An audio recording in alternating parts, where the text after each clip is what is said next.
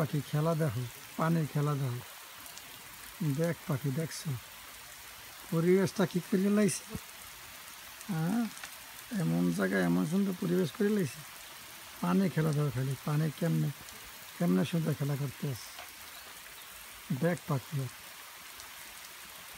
এত সুন্দর দেখা জিনিস দেখতে হলে টিয়া খরচা করে আইতে হয়।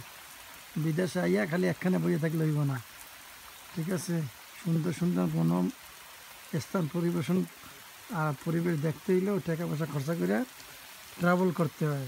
খালি একখানে বই থাকলে হইব জীবন, একটু দেখতে হইব, দেশ বিদেশ ঘুরতে হইব। বিদেশে বাড়ি আইয়া বোকার মতন একটা কোম্পানিতে ঢুকি রইলাম, কাম করলাম, দেশে গেলাম, লইব এরকম পরিবেশে আইতে হইব।